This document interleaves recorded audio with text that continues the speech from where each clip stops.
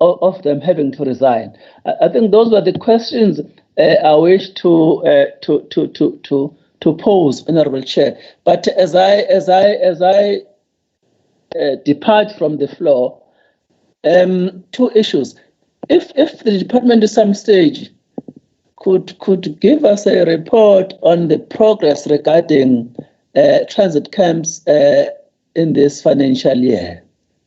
And then secondly, I see that their deed restoration was fast-tracked. That is commendable. But I wish the department to share with us per area now, as to say, for instance, in eThekwini, this is the number we have from this number, so that we have a global view of the province. Thank you very much, Honourable Chair.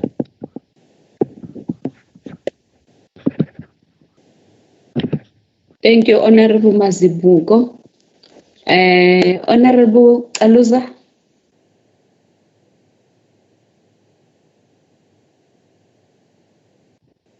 I'm all right, Chair, thank you. No, I'm fine for now, thanks, Lord. Am I leaving any other member? Honourable Kulu? No, thanks, Chair. For now, I'm covered. Thank you very much. Let me pose just a few questions. On page 16 of the presentation by the CFO, there is an indication of an under-expenditure there as a result of the implementation protocol not signed. I would like to know how soon can we expect that signing.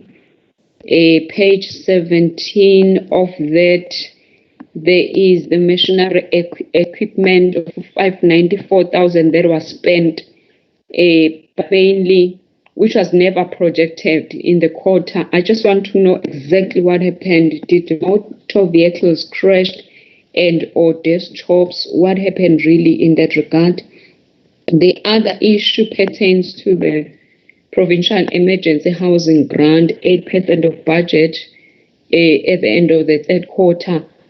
I think I would like us to take a resolution around this one, owing also to the explanation given to us this morning by our budget analyst. It looks to us, MEC, that the department is struggling with this one, and I think let's have a sort of an update, a resolution around it in terms of what is it that you want to do differently. We know that it is not only you who are involved with that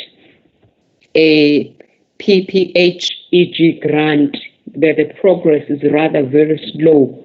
So I think we want to take a resolution around this one to say unpack a better business model that's going to explain to us what is it that you want to do differently with your partners or other, I would say your partners, because we are working together with municipalities on this one.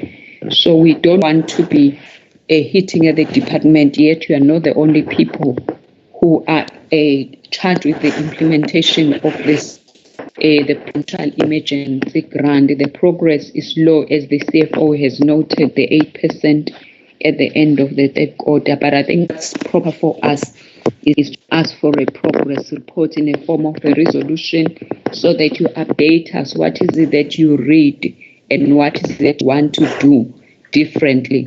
Also, on the matter of Honourable Mazibuko, I would like to propose that as a resolution that will be given a provincial-wide transit camp report, progress report for year 1920, so that we can determine for ourselves whether there are bottlenecks here and there. The other issue that I want to raise will be the list of all forensic investigations and internal investigation concluded and or conducted as at the end of quarter 3 of 1920. If there are any, please the department must send that to the portfolio committee The other resolution that I want to propose as a consequence of Gumede's question, it's about the disaster. I've written here, status report on disaster update. I think that is the resolution. That is what I'm proposing as resolutions of the portfolio committee. One issue on this one for me will be the environments, whether you have any environments and what was the impact of those environments at the end of the quarter 3. I have 1 or 2 questions pertaining to the non-financial data. As soon as I'll get them, I'll then pose them again. But the issues of filling of vacancies, I think one member raised them. Yeah, I think let me stop at that for now. Thank you very much, Department.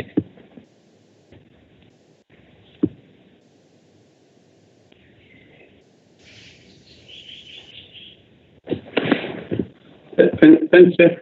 I would request therefore to start there.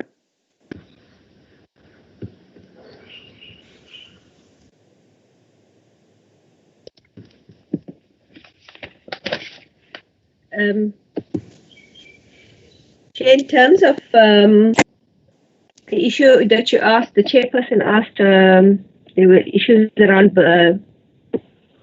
cars and desktops in the third quarter. I think we didn't project to buy it in the third quarter, but we had to be based on the need for in the department. We do have a lot of field workers now, so we did buy some vehicles that weren't projected for in the quarter, but we do have savings, so we will utilize. We have now balanced that budget at the end of the fourth quarter. Currently, we do have an urgent need for additional desktops and laptops due to the issues around the COVID. So we will be also spending in this current year. There is a serious lack of IT equipment, and our IT equipment is dated. So we are trying to upgrade as we can as we go along. In terms of the amounts spending on the disaster grant, we did request a rollover of 86 million. I explained earlier that we had a delay in trying to get a database of service providers for to erect transit camps, temporary housing, and we have now got 1 per district. So there was a delay in the initial spending of that grant, and I do note that the chairs requested a detailed report on that, which I think we will provide for the next as part of the resolutions. The request before for the you move away from that, CFO, I just want to be clear with this one. You also work with the municipalities, the provincial emergency grant. Yes, we do. Yes, we do work with to respond. Please draw some lessons from the shortcomings now on the side of the municipalities, because you remember that you are building a particular case. So we want to know what is it that you are reading. We accept the presentation. It's fine, and that you have appointed the people that will assist you. But just that on the side of the municipalities, I think it will really enrich our argument as the legislature.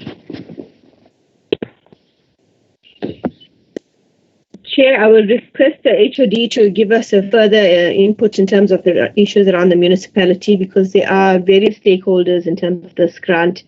The disaster team, the provincial disaster team, the national disaster team, there are a whole lot of stakeholders involved in this. But he's been involved in that, so I'll ask him to please respond to that one. But let me continue with the other one. In terms of implementation protocol, I think MEC is available today, so she can also talk about that. But MEC was re-looking at the model in terms of how we do business with the municipality. That is why she had reservations about signing the implementation protocol. And her advice was for us to try and work as the developers in some of these municipalities, because we are not getting the right level of delivery from them. So MEC will comment on that later as well. In terms of environments at the end of the third quarter, we don't really look at the environments at the end of the third quarter, but we will look at it at the year end. we did move funds out of equitable share into our other programs, as well as between instruments within the programs and cost centers within each program. So we'll give a full analysis of that at the end of the fourth quarter, Chair. Okay. I think question on the SCM challenges earlier on about a report on that. I think we can give a report on that because there were several challenges in terms of delays, in terms of appointment of conveyances. There were also issues around appeals, which one or two of them the department ended up having to re-advertise. So we did have delays, and I can give you a full report at that. Maybe that can be part of a resolution. In terms of the issues around the disaster as well, there were also delays in terms of that because we had non-response initially advertised. So yeah, there are reasons, various reasons, and I won't be able to go through all of them right now, but I can provide a report for the next committee.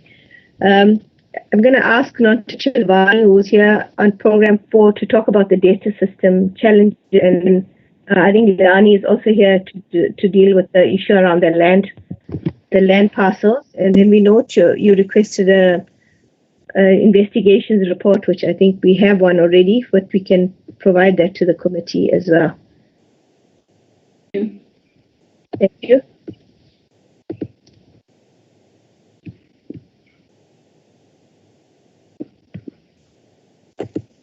Ms. Shilovani. Good morning, Chairperson and honorable members. So I will speak on Honorable Gomete's question pertaining to Lamont. We received a complaint of one house that was demolished prior to the lockdown. This is part of our pre-1994 rectification program. All old houses built before 19.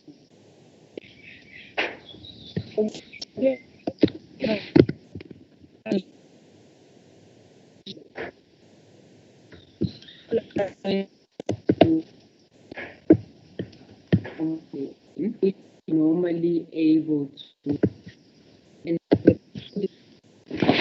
We are losing you. Chair, I don't know what's the problem. We're not hearing.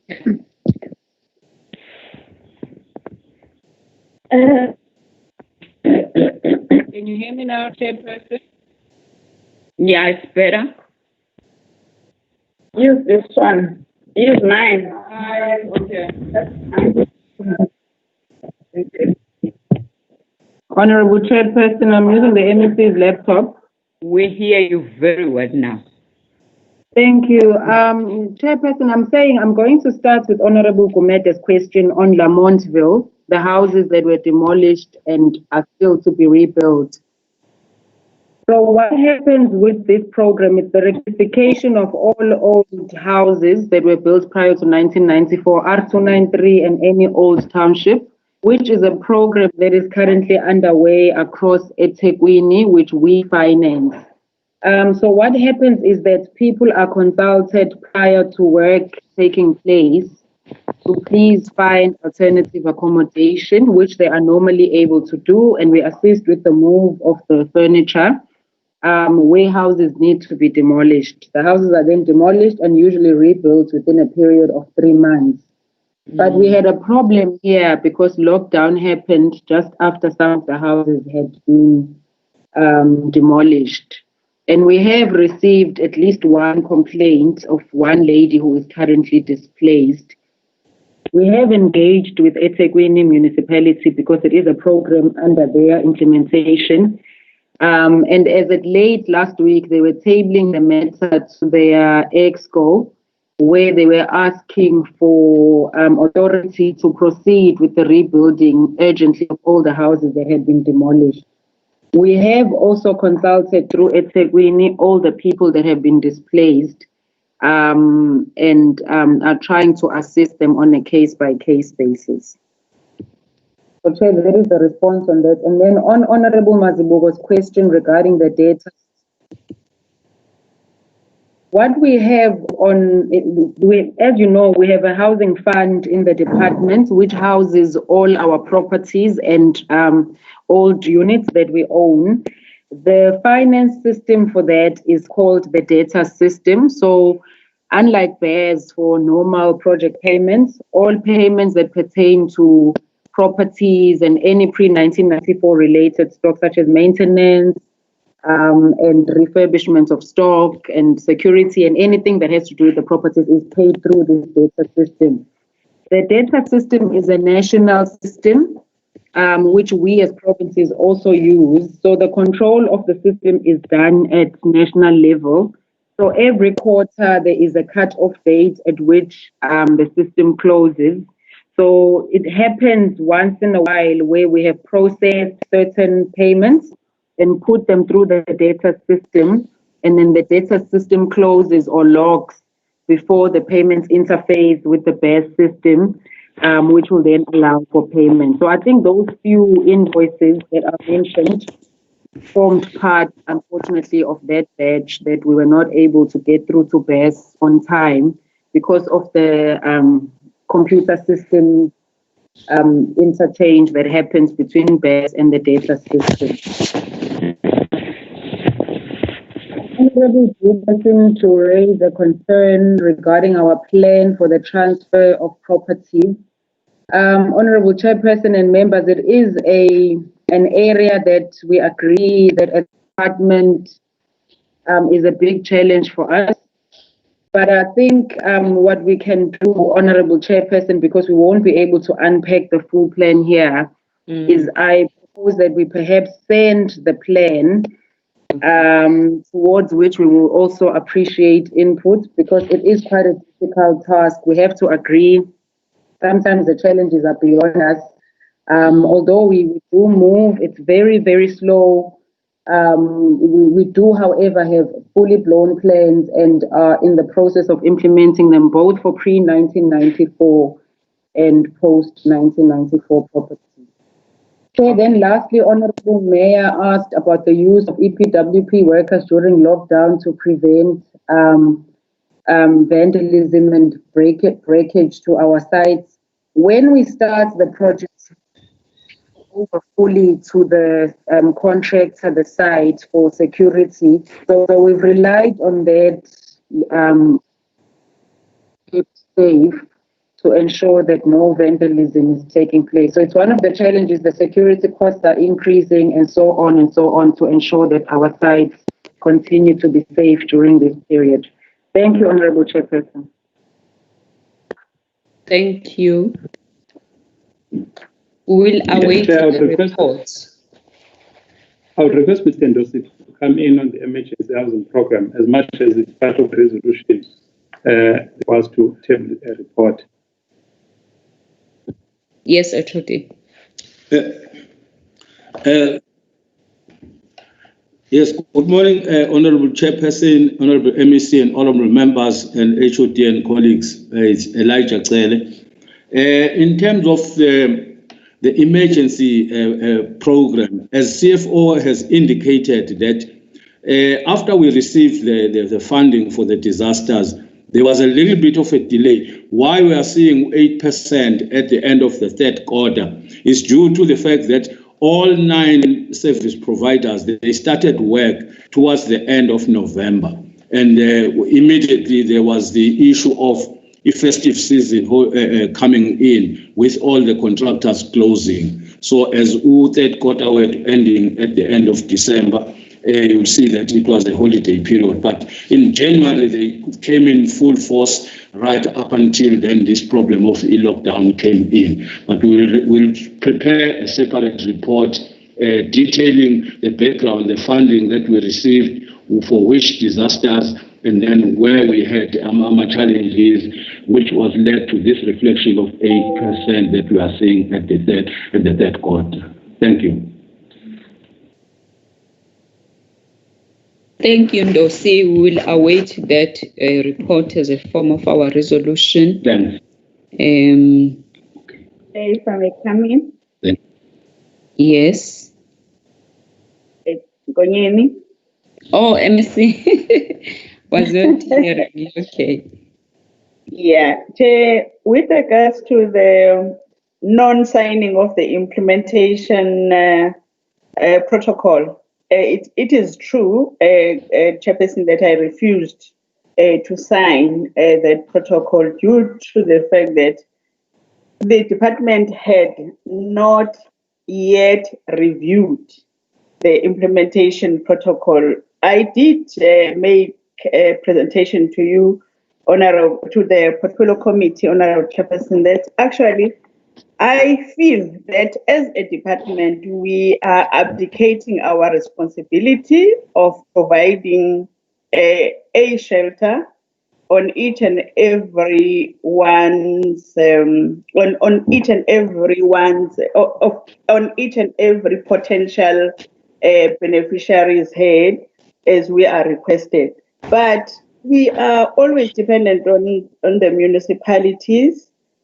Of course, we will continuously work with the municipalities because they do have specific roles to play. Like, for instance, they are supposed to approve the plans at the stage 1 levels.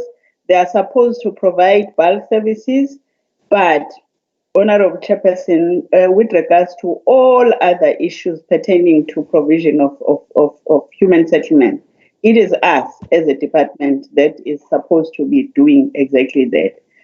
And the other factor is that the department has not yet completed what we referred to as the new service delivery model. We are a little bit disrupted by this lockdown because we are, of course, in a process of ensuring that our new service delivery model is based on the district development model as it was presented by the President of the Republic. Like, for instance, Chair, I always say this to my HOD that, you know, when you go to Ugu, you don't even know who the district director there is compared to other departments. Like, for instance, if I go to Ugu as and ask for the director for Ugu district in Ugu, we know for a fact that you will get Mr. Smith, CBA there. What about us as the Department of Human Settlement? You get officials being deployed all over. They are not deployed as per the district development model. So we are busy doing that. We are quite aware of the fact that maybe there might be delays, but if we focus on becoming the developers ourselves as the Department of Human Settlement, then a project will be fast-tracked. There will be no hindrances as we are experiencing right now. The honorable members would even recall that currently we are facing the challenge of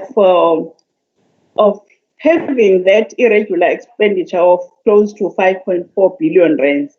We cannot continuously obtain negative audit reports, honorable members, having analyzed our performance and we now know where the challenges are. So we must, when we should, deal with those challenges instead of continuing with something that is not effective. Thank you. Okay, secondly, we note all the resolutions. We'll be working on them.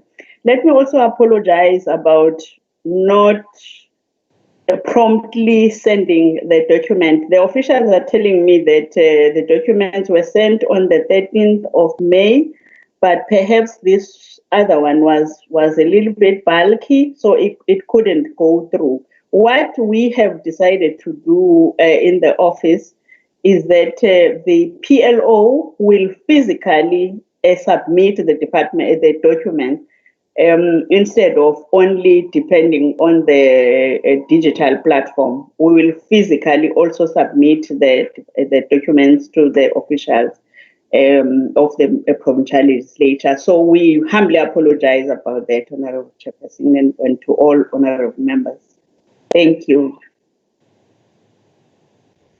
Thank you, MEC, and for committing that documents will also be sent on print or as printed documents. I just want to alert the members in the department that they are saying now. They are saying we are on YouTube. So amapijama namadugu must fall because we are now going to be live. The legislature is asking for videos. So please, members, turn on your videos so that people will see our faces and also the face of our MEC, HOD, and all the beautiful people from the Department of Human Settlements. Amadugu kodwa ke awasale phansi. I thought, MEC, I would just raise another issue, 1 or 2 questions. It's something that really captured me when I was reading. I realized that there are 2 programs that had a problem. Before I allow Mr. Khoza, I don't want to forget this one because I've been meaning to ask about it even from the briefing yesterday. The Kloof Extension 15 and 21 and the Greytown slums clearance.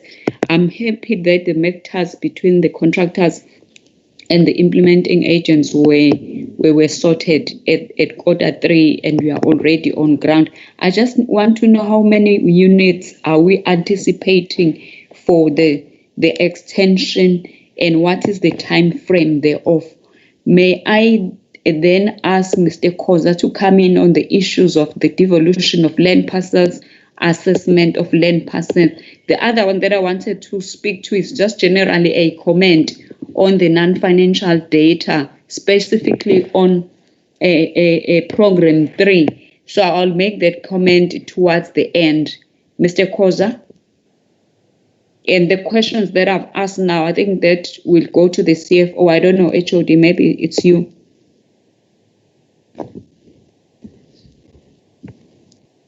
Madam Chair?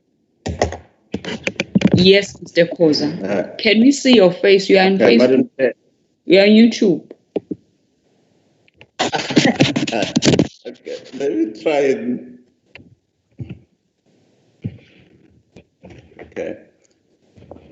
Madam Chair, honorable members, MEC and colleagues, I'd like to maybe respond to 2 issues here. The one is on the issue raised by Honorable Mazibuko on the land and the municipality, and maybe another issue that is relevant to the issues raised by the MEC on the accreditation. Maybe if I can deal with those 2. Yes. Okay.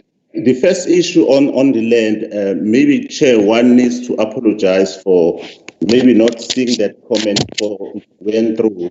It's probably a comment from one of the people in the department. I think they missed the question because, Chair, there are 2 streams. The matters that are in the annual performance are matters where we have a long-term plan, like the matters in the land assembly that we submitted to you.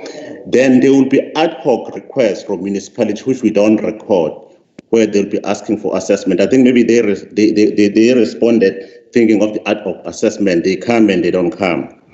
The issue of assessment, the reason why there's no indication in there is because if you look at the land assembly, that particular aspect is linked to the land assembly strategy. Normally, we work in terms of 3-year cycles. If you look at the plan that we submitted at the previous meeting, you'll notice that there are parcels of land that we have just acquired, others were in the process of acquiring. While we are doing that, we are assessing those portions of land. The correct response will have to indicate how far we have gone in assessing the land that we have acquired, maybe during the first quarter of this year or in the previous financial year. So maybe one will need to correct that. We don't rely on requests from municipality. We work with the municipality in terms of the IDP, Chair. So whatever we work on, it gets fixed for a 3-year cycle. So we'll have quite a number of properties that we need to assess over a cycle of 3 years. Then after that, they will go to planning. So maybe we'll need to correct that. So we have a plan that is ongoing. We don't rely on ad hoc monthly requests. So I just want to correct that. The issue of implementation protocols and accreditation, the MEC.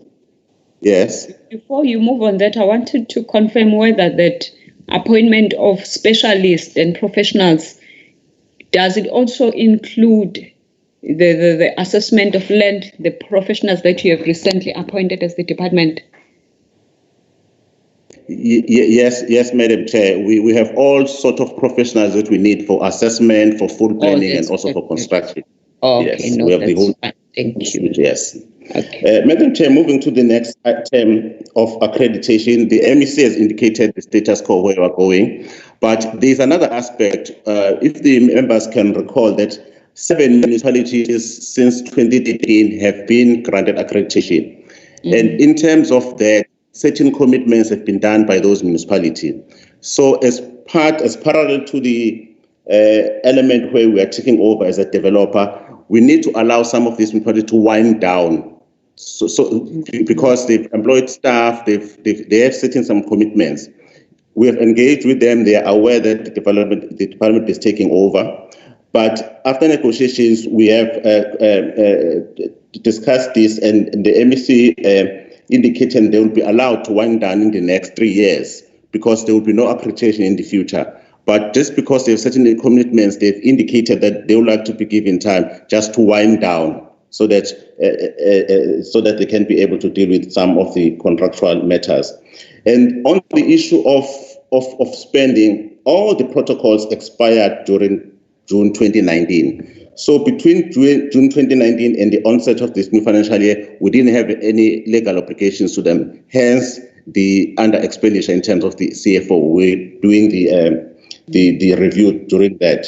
So there will be a time between the 1st of April and the next 36 months where they'll be allowed to wind down. Maybe you'll see a reflection in the budget.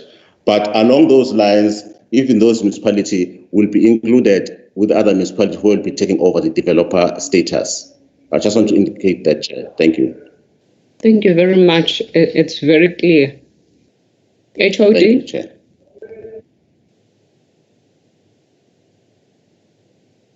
No, Chair, I don't have any comments. I think we'll prepare those reports because we are. No, the last two questions is the CFO answering them about the Kloof and Great Town slums clearance plan. How many units are we anticipating? Yeah, for each and every phase, we go for 500. So definitely, but then obviously it means we will be adjusting now because we've already lost the whole quarter on this delivery. So, but yeah, we're going back to our drawing board in that regard. Okay. Because obviously the issue is that the funding that was saved we've seen the coming quarters how the money has been taken over by Treasury. Because any money that is in our systems has not been spent, they are to take those savings to their own side. So it's not as if the money is still there. That's why we are all saying that it means there'll be a reduction going forward because they are taking whatever savings that are accrued in this regard. Thank you.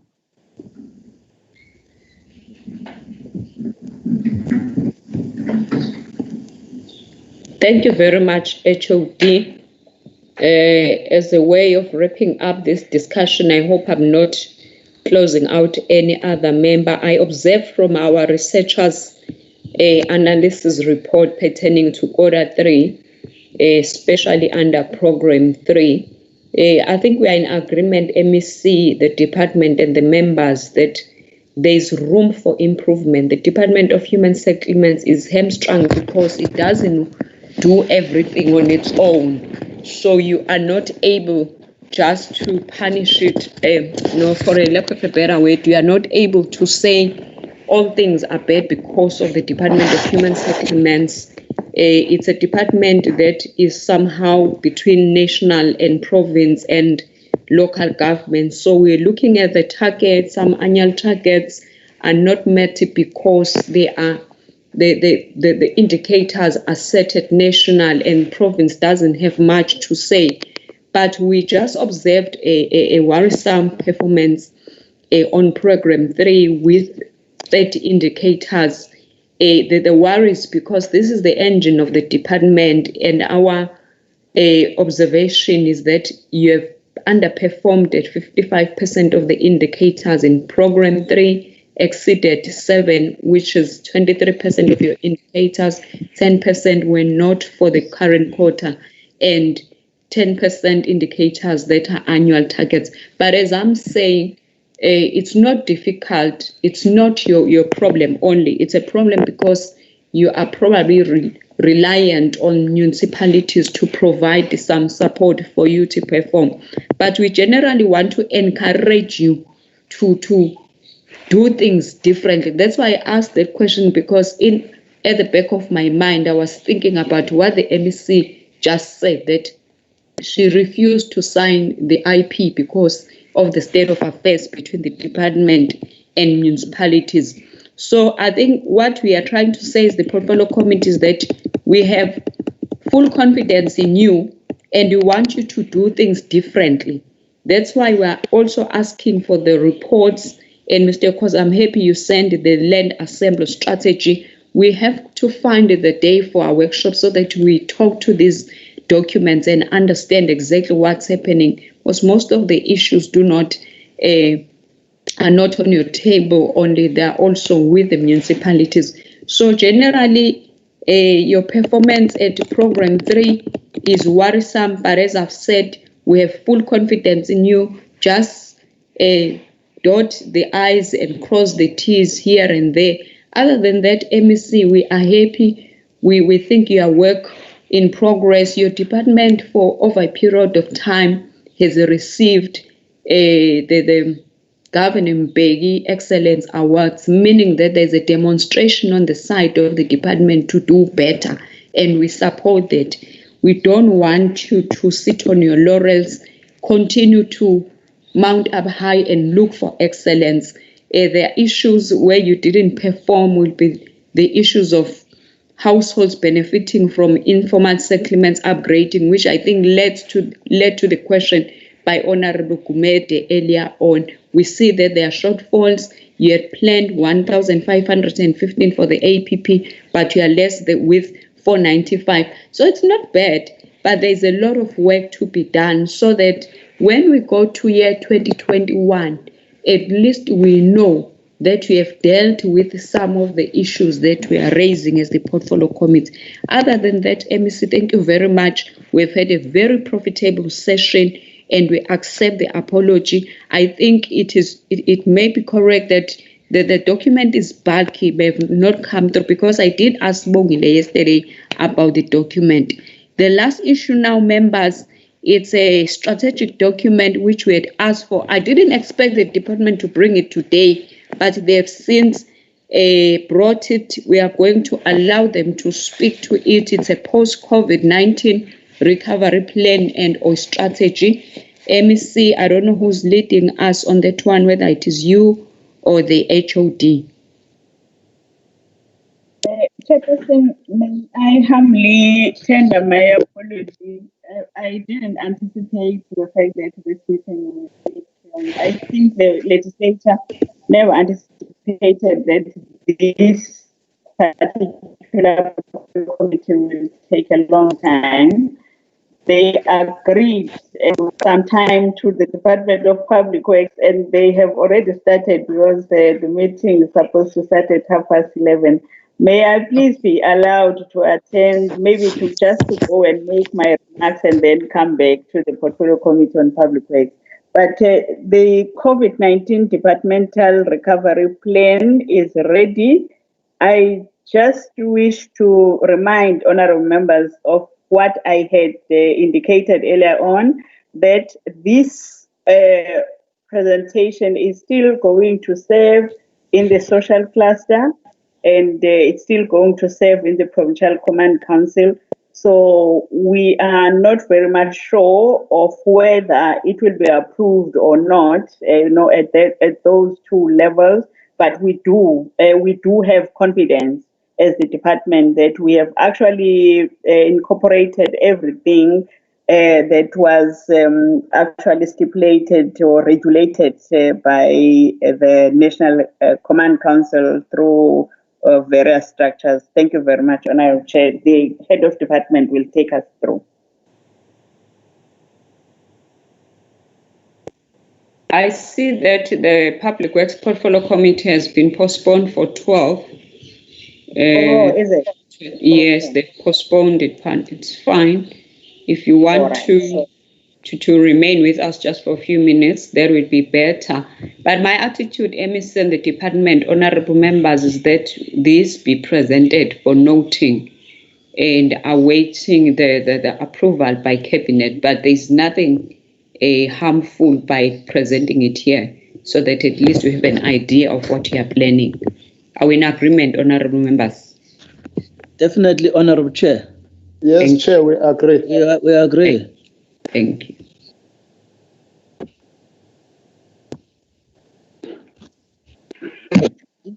Chair, I would request the attendees to upload the presentation.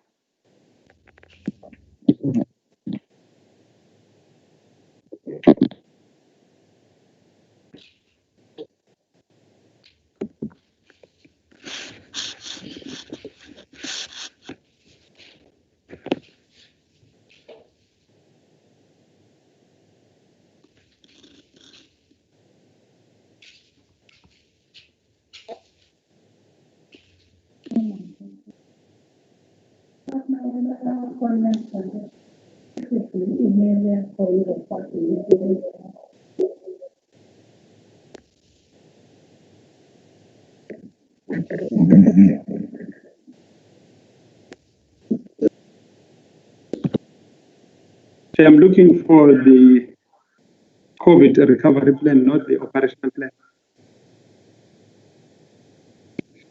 Please fly to the COVID-19 Nestor, not that one. That one is for a workshop.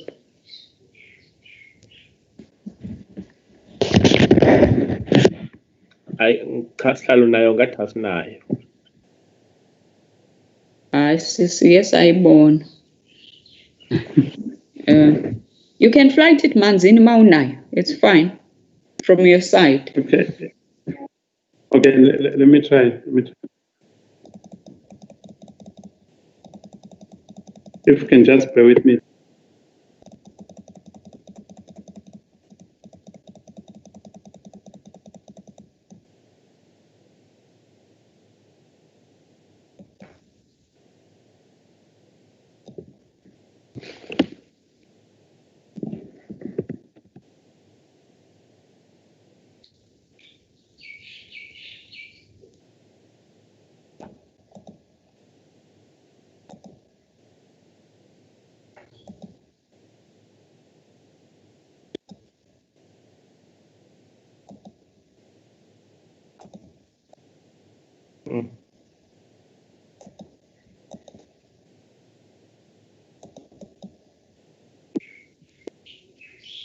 Chair, I wonder if it's reflecting on your side.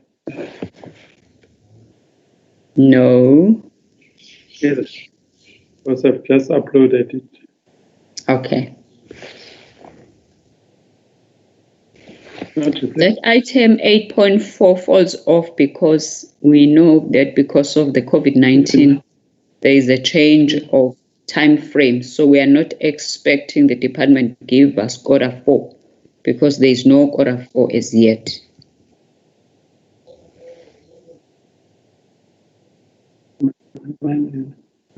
Are you winning, Manzi? That's why I've tried to upload it to the system, but I can see it's not coming through. Please forward it to Nestor or Sibongile. They can flight it better from their side.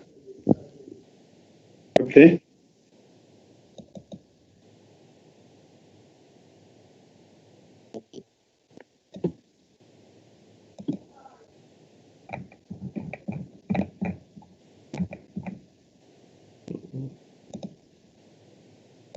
Thank you. It's now showing. It's showing now. It's showing. Another document.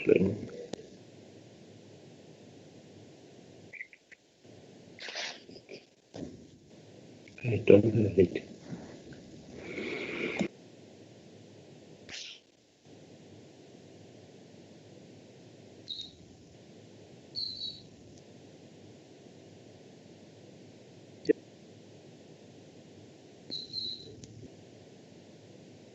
I've emailed as well to Mrs. Pongile.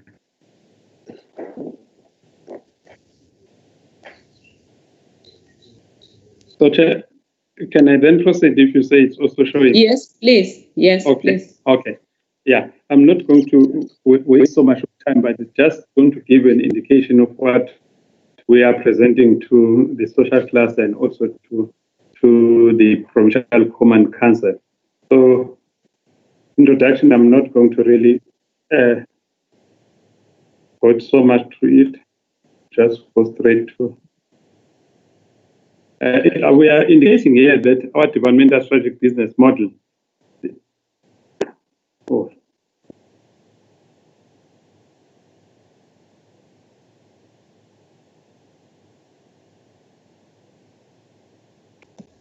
That in terms of our strategic business model, there'll be some sort of impact on it because even our APP is going to have that kind of a dent in terms of our improved governance. The submission that we are doing to Cabinet, obviously operating under COVID-19, demands that we need to put some structures in place to protect our workers.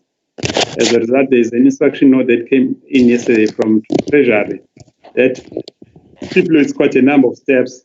We've already established quite a number of committees that are seeking to protect our workers when they do come back on site in a staggered form. So the improved good governance area, especially during this time, is one area that is going to really be of major focus because whatever that we do in this environment demands that the ball game has changed. As a result, even with the way that we operate even ourselves, both of our offices, even internal of our offices, we really have got to be very vigilant in order to operate and stop the pandemic even to affect any of our members that are working in our offices. But also to indicate that you'll pick up that obviously in terms of the regulations, there are issues of instructions that have come forward to say even those that are over 60 have got to work from home. So as a result, we are driven to buy more kind of IT solution equipment to allow people to work from home. These will be senior managers and middle managers, obviously having proof to say why do they have to work at home. So those are the issues that are part of our plans. Both plans are going to Cabinet, and definitely they'll be covering those aspects into a great detail because we need that kind of an approval from Cabinet to say definitely from 1st of June, hopefully level 3 will be in and we'll be ready as well to even start with some of our 60% of work on the ground. In terms of spatial transformation through multi-program integration in profitable areas, I hope members have been able to see some of the media coverage that has gone through, where areas of special importance, various nodes were identified and advertised, and Cabinet has adopted them. And now, obviously, it's a matter of us to really start doing proper spatial planning around those nodes. So, obviously, if you look into the whole list, I think what we'll do in the coming weeks is to really even do a proper submission to the portfolio committee just to take you on board to say these are the areas of importance that in terms of our investments we'll be looking into going forward. It's all issues of urbanization that are taken into consideration and also to ensure that we go where our communities are residing and to provide proper infrastructure. Adequate housing and improve quality living environment.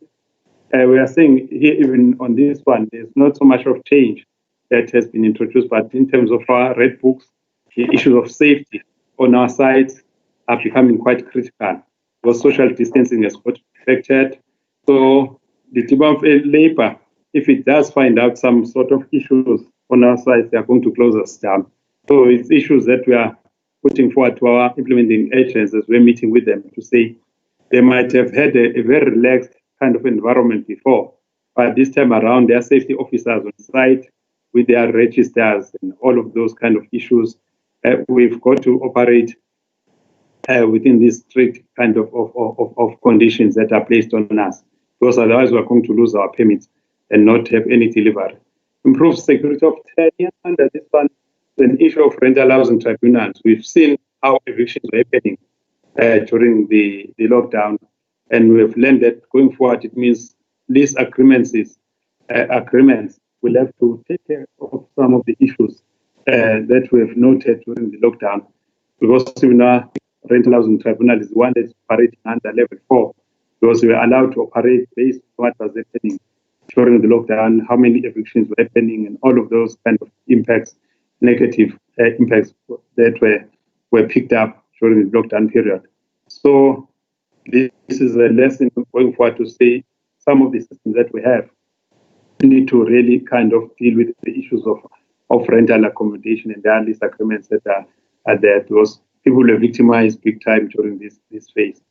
And also we're still saying in terms of economic transformation segment sector, we'll be still pushing for transformation of the sector from building materials to actual construction on site, focusing on women, youth, disabled and military veterans, and also ensuring that 30% of our budget goes to those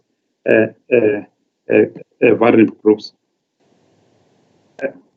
We needed also to conduct a stakeholder impact analysis, because each one of our stakeholders, obviously, it's affected in various forms.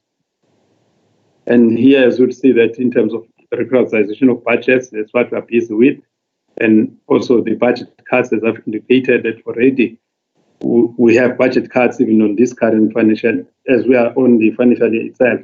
Because we couldn't spend for the month of April, obviously the money has already been slashed from our budget. And even now in May, because we are still not operating, those are savings that Treasury is looking into. And that having contractors removed from sites, it means when they do move back now, obviously we have to pay more, because it was not as if they were the ones who moved out themselves out of sites. The sites were closed by this lockdown. As a result, now they have to re-establish and start from scratch in that regard. Committee consultation challenges, as we know, it's not like before when we could just call committee meetings and have hundreds of people in one venue. This time around, it means we need to come up with various strategies of consultation, loud hailing, and all of those kind of elements. The issues of HR, SCM, and office work challenges are really becoming critical, and definitely, and it happens even to our partners as well, because some of them will not be working from the same spot that they were working. They'll have to operate off-site. So those are the issues that we've got to change from just paper-driven exercise to an e-exercise, where it has got to be electronic kind of versions of documents that we'll be sending instead of just paper-driven environment, office environment. And obviously, we have to go through all of our kind of issues, even dealing with the National Department of Human Settlements, where we're saying there's potential reduction of operational grant and allocation of it to COVID-19 response programs, and also going through all departments that we interact with. So this is helping us, obviously, to shape our budget, as we know that there are certain areas that are going to be affected. But we're also saying that our 7 municipalities, which form part of the 65% of KZN population, are the key areas that are really hotspots when it comes to the issues of COVID-19, and being informal settlements, obvious, that are found within those areas. That's why we had to start with the disinfection and sanitization of informal settlements, because we're looking at issues of saying when winter months come in, we're told that that will be a critical time for any issues of the pandemic. As a result, we couldn't just want to expose our own beneficiaries to those conditions. That's why we had to really go faster to ensure that we curb the spread of the virus itself. So obviously the approach is two-pronged. It's one that looks at the organization as a whole. As I've said, that now we are having a back-to-work plan that will also be taken to Cabinet as well under the GSIT cluster, which reports direct to the Premier as the chair of the GSIT cluster. And then there is this other one which goes to the Social Transformation Committee as chaired by our MEC that we are dealing with today, where we are looking at some of the regulations, policy standards that we need to tweak to allow for COVID-19 interventions. On the other side, issues of processes, professional culture, decision-making, because there we are also looking at new processes of working as an organization. As I've said, that people now are supposed to work off-site and also to give them tools of trade to be able to be empowered to work off-site and also to protect their own kind of medical conditions, because privacy is very key on these issues. So obviously, it's the issues of saying currently we're looking at the overcrowded settlements where we identify the high risk areas. We said we are doing disinfection, but also we've said issues of community facilitation are very critical because we've got to educate our communities with the new way of working that we are embarking going forward.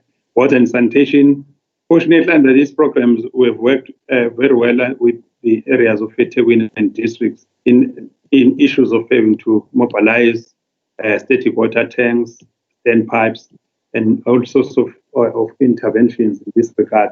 So that's one area that has been actively been moving even under the lockdown period. And now under level 4, obviously we've been allowed to go back on site to deal with the issues of temporary residential areas, especially in areas that were affected by disaster.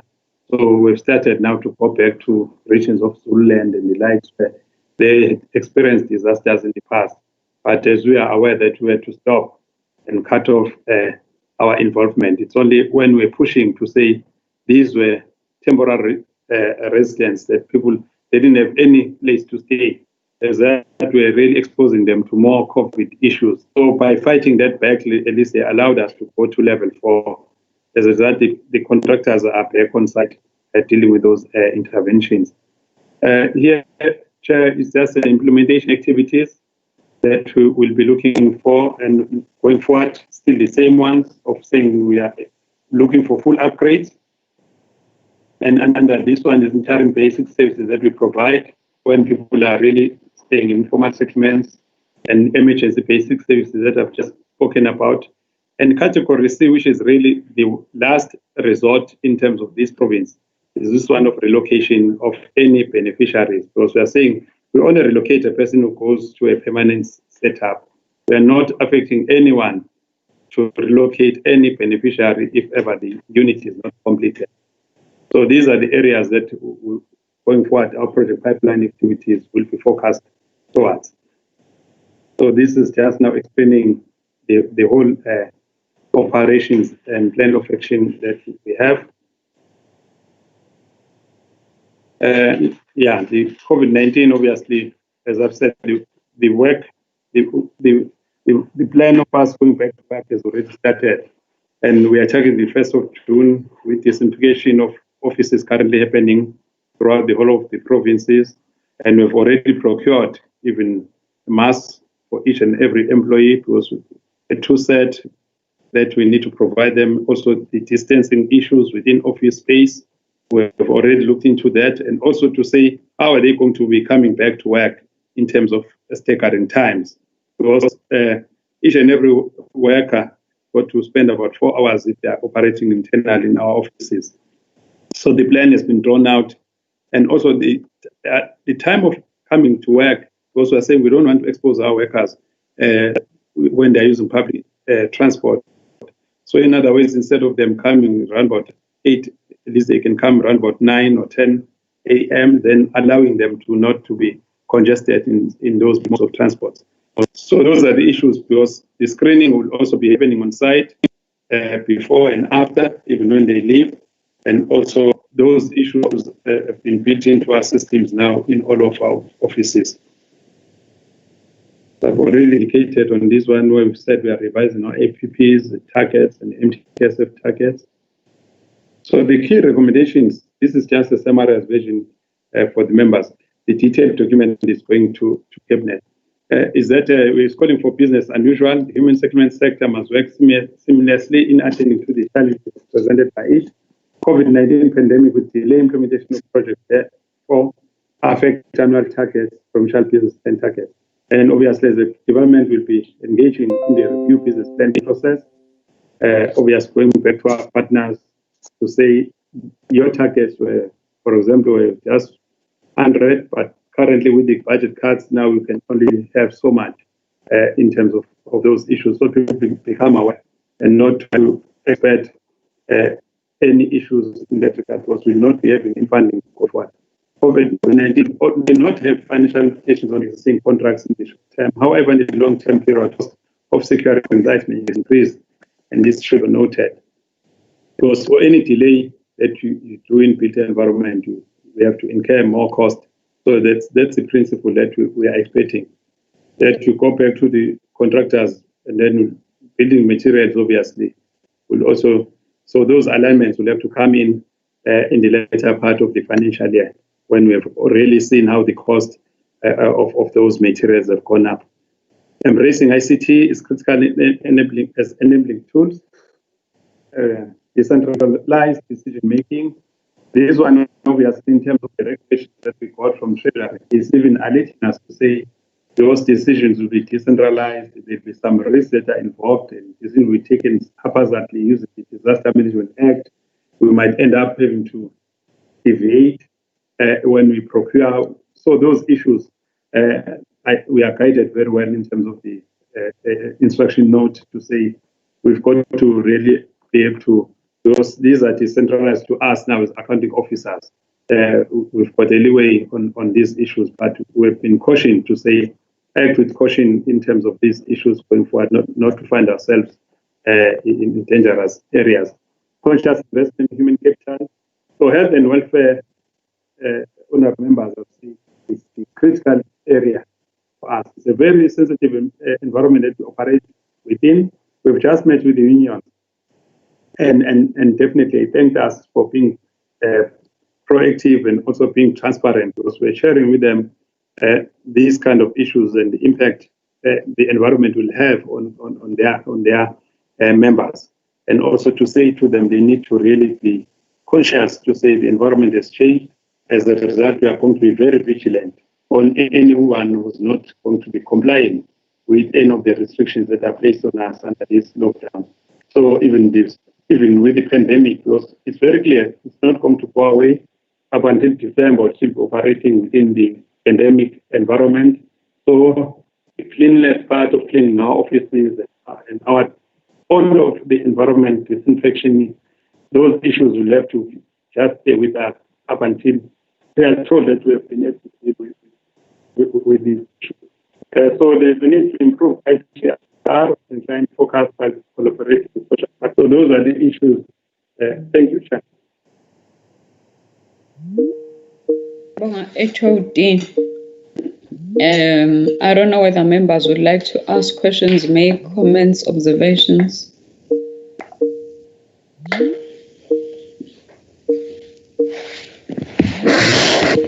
If there are no questions, there's just one thing I noted. Just one thing, Salo. Yes, Manchinga, Honorable Mchai. I just want to check on the rentals. I think the HOD had touched on it. That what are other mechanisms that the department is trying to employ in dealing with it, especially to those people, probably whether as an advice to rental tribunal or as a working corporation. There are people who can't pay their rents due to the fact that probably there is no income that is coming as a result of COVID-19, or because they are now getting the lesser salary, or they are not getting a salary at all, or they are still waiting for the payment of the applications in terms of the UIF, whatever the situation, but which rises from COVID-19. For me, I will think that there should be a mechanism that seeks to speak. Some speak of payment holiday, some speak of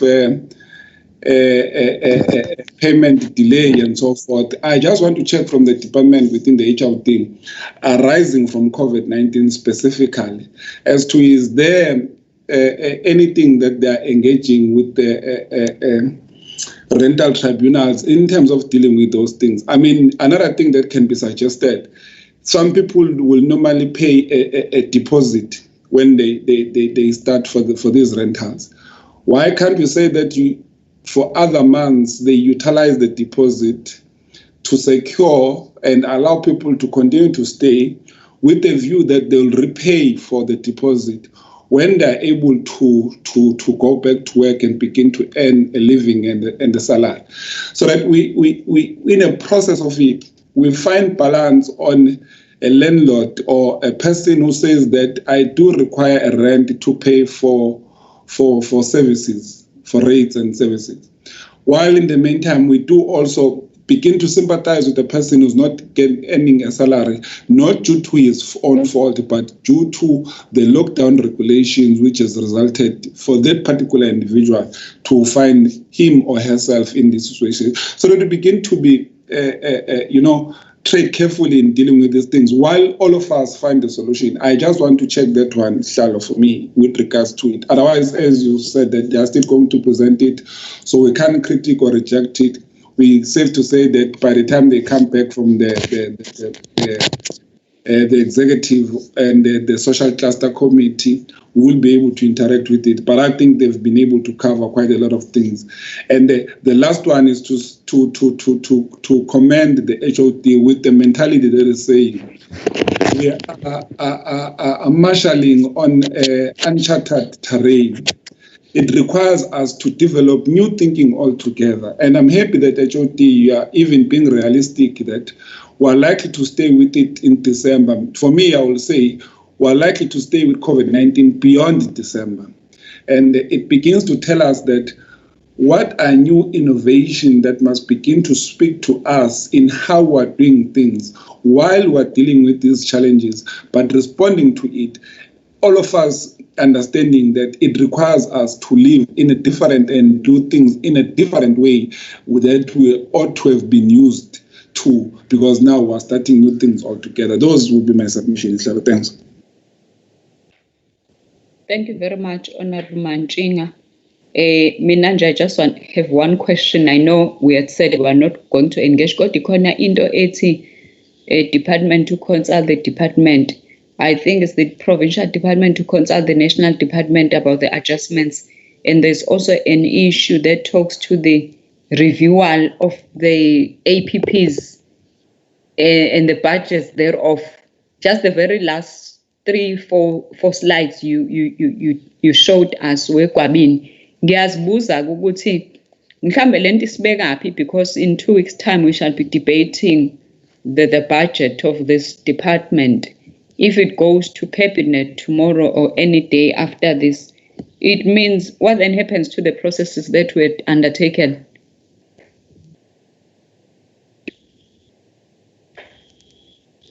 HOD? Yes, Chair. Okay. Let me start first where I'm very much comfortable with the issues as a technocrat. So the Mam Chulvan will come in on the social housing rental setup as well. But just to make the members aware, Uti, once we're in this COVID issue, one of the sector that was really threatened with evictions that somehow people have been missing to really check it out is issues in the informal settlements. We have always said that there's so much of shackloadism that's happening in the informal settlement. And we recall that when the lockdown started, all of us were within the same areas that we are operating from. It's not like in December when our members in these areas are really closed. It's closed business. They always go home. This time around, they to face their shackloads. for all of these months, they are still staying with them. And those people were really under pressure to be evicted. So as a result, I've started there to say one of the issues that we have to deal with in a very informal and also to try and also not to circumvent the regulations, because we are not supposed to even go to some of the gatherings and all of those issues. But we have to work with the facilitators of the department in areas here in Cato Crest and also Kennedy Road and Parliament and all of these areas, because most of our beneficiaries now were under threat from the shackles of saying we have not paid any rent and we are still staying in this space. And that's why even when you could hear there was so much of issues around evictions to try and say we are not going to be evicting anyone during this period, because we're also addressing the issues of shacklotism to say they don't have any right to evict anyone in that way. As much as we're communicating about the general evictions, but we're really even pointing out to people who are in informal settlements, because those shacklots, they're heartless. They are heartless. And this time around, these beneficiaries have been there, and it doesn't happen all the time that they are always locked down with them like it has been happening. So you can't even go outside because you know that they know you're inside the room. They can knock at you at any time. They can chase you up. So those are the issues that I just wanted to alert members to say that sector is still a sector that is very vulnerable and still psychologically it was really affected. So when the MEC was even saying that even ourselves as officials, we will not be relocating anyone, it was very hard on us. That's the message that we're trying to share in a very organized way to say we are not touching anyone in informal settlements unless if we have completed some units, and those are the people that we are going to take to completed units. So I thought let me just touch base on that one, because one is so much pro-informal settlements in this case. But Umam Chilvane, I've requested to really discuss the issues as Manjing was asking, what plans have we put in place to really, especially around issues of rental. And fortunately, we've got social housing. That is our rental sector as government. So, yeah, thanks. May I please be recused from this meeting so that I may join in the public question? I thought you had left already. Thank you. Thank you very much.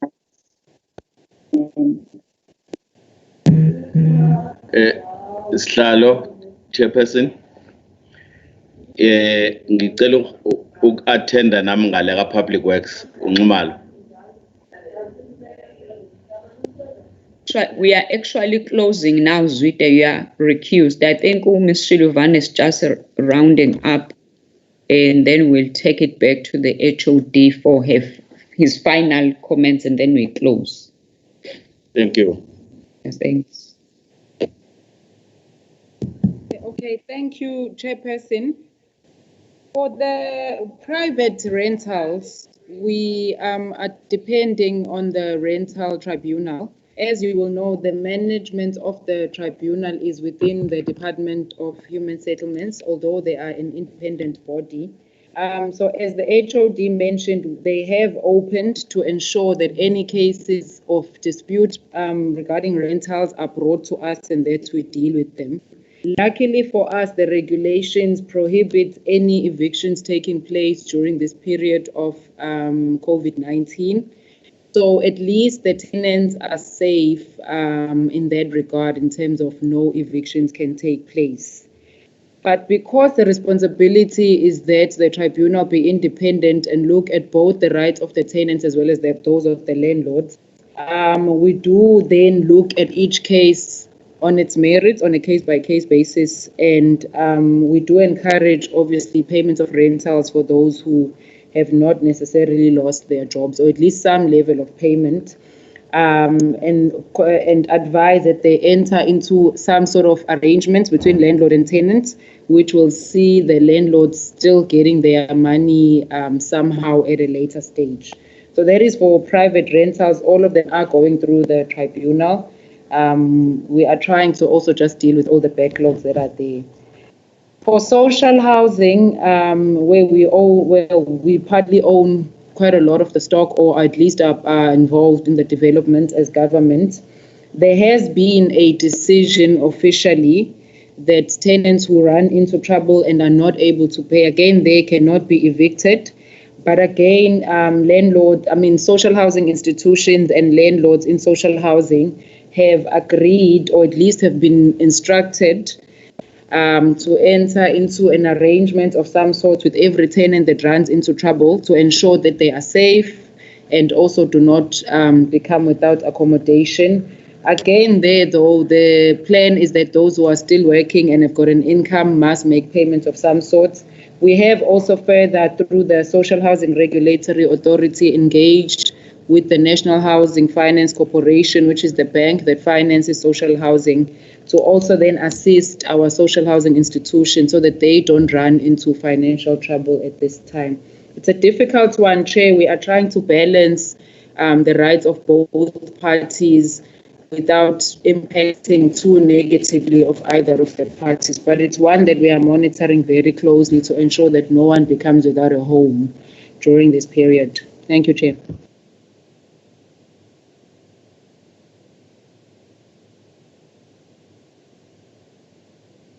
Thank you very much, Ms. Shilivane. My question, HOD. Are you saying what I'm thinking you are saying in that document? Sorry, Chair. For a moment, the connection was bad. I'm just hearing you now at the end. Yes. Now I'm asking whether in that document, are you saying what I'm thinking you are saying when it talks about the reviewal of the plans and the budgets? I'm like, oh, yes, what's going to happen now? Because we'd already passed 2020-21. Yes. Yeah. All that we are just highlighting the obviously, because this is a strategic document, is that obviously processes, as you said, those will continue. But right during the review stage of the adjustment periods, that's when we have to align as well. So I'm just highlighting to say, going forward, these are the impacts that COVID-19 has had. And definitely it means at some point in time we'll be coming back to the portfolio, to the Parliament and legislature to say we are aligning our systems now based on what has already transpired. But definitely in terms of the allocation of budget, it still reflects the same amount that the committee is aware of. And so, but all that we are indicating that behind, these are the systems that are being implemented.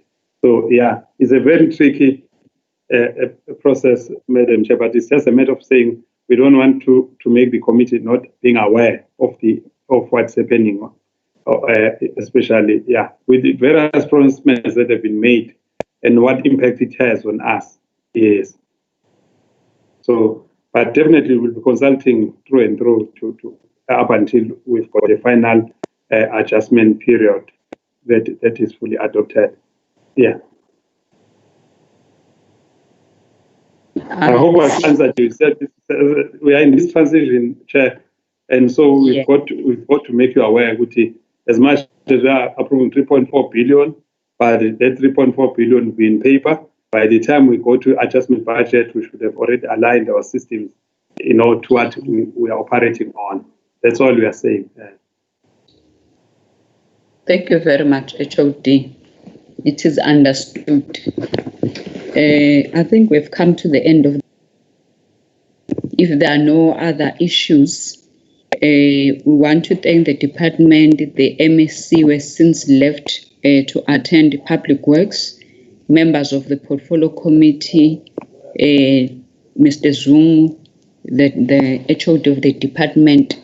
We will communicate with you all the resolutions. There are about 4 resolutions taken in this meeting and the outstanding 3 reports which we'd like you to send to us. So we'll write quickly back to you, so that you send those at stipulated times, because it's not every document that's going to come now in June. Some are going to be staggered maybe in the next 2-3 months. So thank you very much, sir, for your leadership.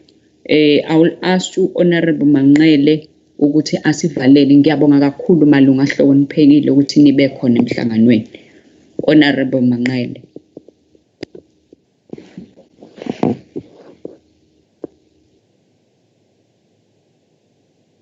Is Honorable Manqele still in our meeting? Thank you also to Sibongile, the researcher, the budget analyst, the cluster manager, and all our support staff. Thank you very much. Honorable Mangne. Yes, Chair. Siyacela, Can we Honorable pray? Mangne, Can we pray? As we leave this meeting, Lord, we want to give you honor to you. Thank you, God, for the time you had today to discuss issues and make resolutions. May you bless each person who participated in this meeting, who brought thoughts and ideas. Let us leave, depart, and be with you. Help us each day until we meet again. In the name of our Lord Jesus Christ. Amen.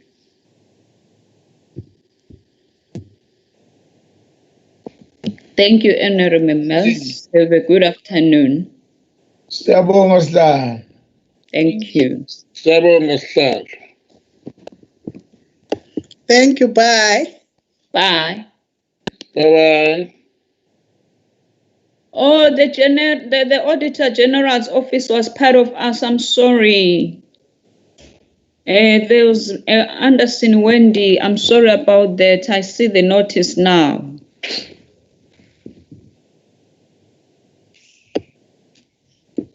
Bye-bye, members. Bye.